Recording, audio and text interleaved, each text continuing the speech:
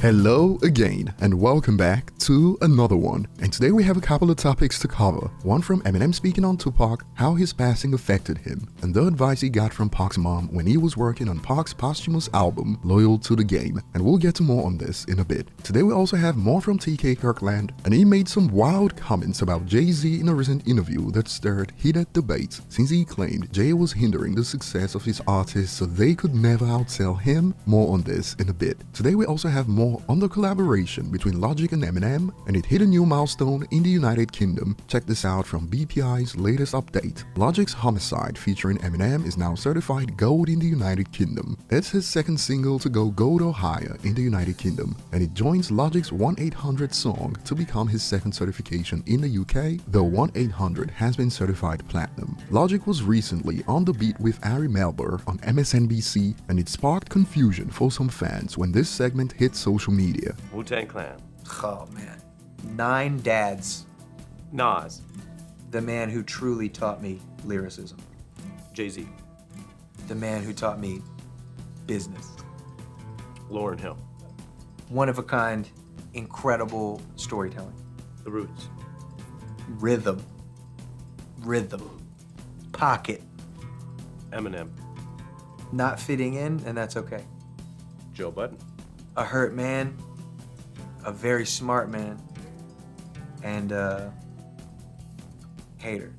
Many didn't understand what he meant by not fitting in, but how I interpret it is Logic basically saying Eminem taught him to keep pushing even when no one believes in you, because you're the odd one out. Think Tiger Woods in golf, and being the odd one didn't stop him from being one of the greatest. Moving on to the next point, the art of dialogue has been shaking the table in hip-hop with their interviews for some time now. Remember the Melle Mel fiasco? Well, they had TK Kirkland on recently, and the interview made headlines when this hit social media when he claimed Jay-Z hindered the progress of his artists on Roc-A-Fella. They will only let Benny Siegel only sell so many records. This came from an executive at Roc-A-Fella, because I knew everybody.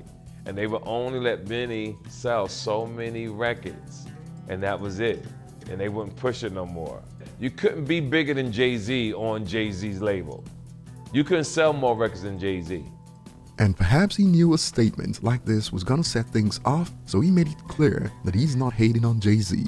And there's no hate to nobody. Jay-Z, you still my dog. You did my birthday party. You're a multi-billionaire now. But in response to this, fans are split. On one end, some stated, "Don't believe it, Beans never let the streets go. That was always his downfall." While on the other end, some agree with TK. Beanie Siegel used to out-rap him on every song they was on. Facts. And some decided to write essays explaining why TK is right. Check out this segment, Real Talk. If you're a real hip-hop head, you gotta be truthful about Jay-Z. He's always been a very calculated person. He's a master chess player who used everyone from Big to Beanie Siegel as a pawn to get to billionaire status. And they kept going at Jay-Z in the comments with more claims. I believe it. Even T.I. said that Jay-Z called him after he said that Tupac was the GOAT. Jay is an insecure and jealous individual. But some have summed up TK's claims as, "This is the dumbest ish in the world. Beans sabotaged his own career, and nobody put them guns in his hands and told him to catch all those attempts and assaults, not paying his taxes, all those cases he had. Prison ruined his career, not Jay-Z. Dudes always blame Jay-Z for everything." What are your thoughts? Moving on to the next point, more has surfaced from Hulu's Dear Mama Tupac's documentary, where Eminem explained what he was doing when he heard the news of Pac's passing and how it affected him. Where were you in your career when Tupac died? Nowhere. Absolutely nowhere.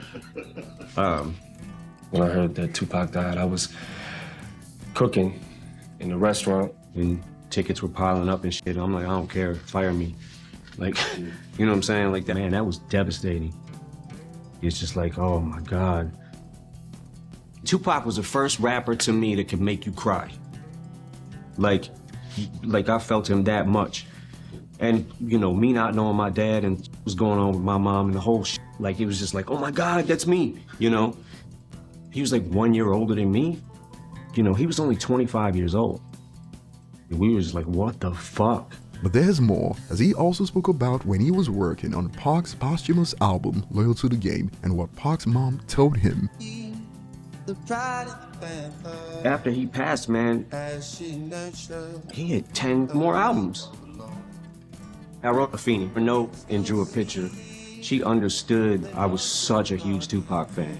And he's like the sweetest lady ever, man. She was just like, do what you feel. And they gave me all his acapellas. That was one of the funnest times of my life. And in reaction to these snippets, some believe, I really wish Em and Pac would have met each other because I think they would have clicked and made great music together. Do you agree? Tell us below. Thanks for watching. Like and subscribe for more and see you on the next one.